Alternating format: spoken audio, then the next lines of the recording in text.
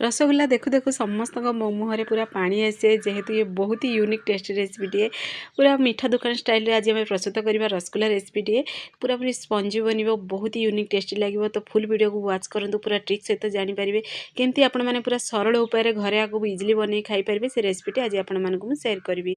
तो चलते रसगोल्ला रेसिपी आज आम प्रस्तुत करवा। नमस्कार, जय जगन्नाथ फ्रेंड, जिली कुकिंग को आपण मानक अनेक अनेक स्वागत। तो देखो ये मुझे हाफ लिटर क्षीर नहीं, हाफ लिटर क्षीर ही आज आम प्रस्तुत करवा रसगोल्ला। तो अल्प टिके भिनेगार नवा से आम देदेबा अधा जी भिनेगार नहीं तो डबल क्वांटिटी से पानी एड करदे साइड रखीद। पुणी देखो क्षीर को टिके उतरी आसवाक देवा। क्षीर जेहेतु देखिए उतरी पूरा आसीगला तो जानीदेवे ये परफेक्टली बनीगला। तो ये आम गैस पेन को ऑफ करदे, क्षीर को हल्का ठंडा करवा। तो देखिए जदि गरम क्षीर जदि आपण मैंने से एड करदे लेंबू रस बा भिनेगार जदि एड करदे तो देखिए गरम क्षीर जेहेतु थी तो सी पूरा हार्ड बनीज छेना, तो से सॉफ्ट बनबनी से ध्यान देवे। क्षीर उतरी आसु आसु गैस पेन को ऑफ करदे, टिके हल्का ठंडा करेंगे पूरा भित्तिबातिया साहाय्य टे मिक्स करी पुणी से एड करेंगे भिनेगार बा लेंबू भी एड करेंगे।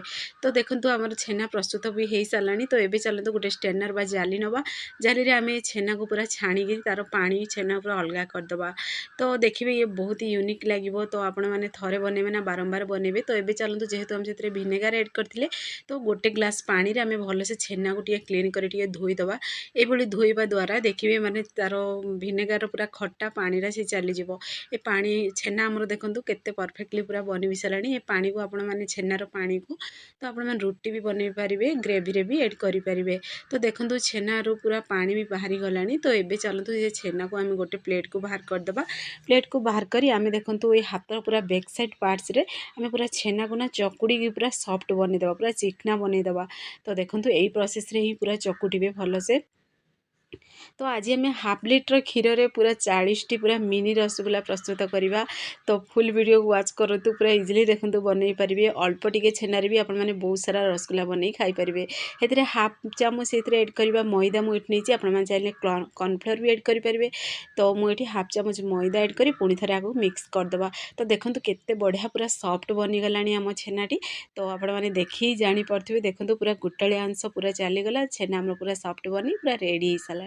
तो ये चलते तार छोट जेहेतु आम आज मिनी रसगोल्ला बनाऊँ छोट छोट अंगुरी रसगोल्ला प्रस्तुत करवा। तो आम से छोट छोट पोषण नवा ये गोलाकार आम सेप दबा। तो देखो दुई हाथ साहाय्य आम गोलाकार टे सेप देदबा।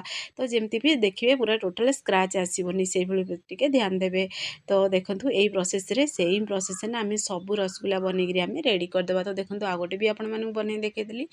तो ये चलते छोट छोट पीसेस रे पूरा आम सब रसगोल्ला बनईकि रेडी करदे। तो देखो पूरा ये मुझे 40 पीस रसगोल्ला बनईकि पूरा रेडी कर सारी।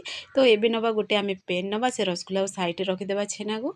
तो ये पेन रे मु हाफ गिना से चीनी नहीं। तो आपण मैंने जी सीरा बनवाक चाहिए सीटा आप पसंद बनई पारे जी मीठा खावा चाहूँगी। तो देखो ये मुझे हाफ गिना जेहेतु चीनी नहीं तो मुझे 2 गिना ये पानी एड करची पुणी दबा फ्लेवर बोली मुझे चाहिए केवड़ा वाटर कि पूरा गोलाप जल ये जहाँ भी आपण मानक पसंद एसेंस एड करेंगे। किंतु ये मुझे 2टी अलैची एड करची। तो पूरा देखो पानी पूरा फुटी सारिबा परे चीनी पूरा मेल्ट हो पानी ये पूरा फुटी सारिबा परे आम से गोटे गोटे पीस से रसगोल्ला को एड करवा। तो ध्यान देवे देखिए सब बड़े चीनी सीरार पानी फुटुव से ही समय रे ही एड करवा। गोटे गोटे पीस एड करेंगे, एकाथरे सब रसगोल्ला एड करेंगे। एबे टिके आम कभर करदे ढक्कन को टिके देखो टिके पूरा फांका छाड़िक ही कभर करवा। तो ये कभर करने द्वारा कौन होगा ना माने पूरा बबल्स आसो पूरा रसगोल्लार ऊपर साइड पूरा घोड़ेगी रसगोल्ला पूरा सी सीझा दबा सीझा पूरा दबा। देखो आप देखी जापे पूरा डबल क्वांटिटी बनला आम छोट छोट पीसेस बनई। तो बहुत बढ़िया पूरा फुलिकी रसगोल्ला आमर बहुत बढ़िया बड़ साइज बनी। तो देखो ये पूरा से पूरा देखिए बेला टोटाल भी टच करेंगे, बेलार बैक साइड पार्ट्स पूरा ये घुमेबे। तो देखो सीरा जेहेतु पूरा गाढ़ा बनी आसला समय गरम पानी गोटे साइड रे रखिथे, गरम पानी गोटे गोटे बेला ताऊपर ये प्रोसेस रे पूरा गोल गोल मिक्स कर घुमेबे तार बैक साइड पार्ट्स रे टोटाल भी टच करेंगे। तो आपको देखे भी दूसरी देखो पूरा रसगोल्ला आपण बनइला चेक करने गोटे गिनार अल्प टिके पानी नेबे सेथिरे रसगुल्ला ऐड करेंगे। रसगुल्ला जदि डुबीज जानदेवे जे परफेक्ट पूरा बनीगला। तो देखो पूरा परफेक्ट आम डुबी भी गला। देखो केते स्पंजी बनी आपण खंड कर भी देखे दूसरी पूरा तुला पूरी नरम बनी। तो फाइनाली आम रसगुल्ला बनिकी पूरा रेडी हो सारा। तो देखो आउ थे पुणी थे आपको देखे दूसरी से एड कला माने से फुली जाऊँगी देखूँ। तो फाइनाली आम रसगुल्ला एवं प्रस्तुत हो सारा। एवं यही समय गैस पेन को ऑफ करदे। तो देखो पूरा पाखर भी देखा केते सारा पूरा रसगुल्ला बनिकी आमर रेडी हो सारी। हाफ लिटर क्षीर में आम प्रस्तुत कर रसगुल्ला। तो पूरा पूरी देखो मीठा दुकान स्टाइल बनी। तो आपण मैंने घरे आपको निश्चय ट्राए करूँ।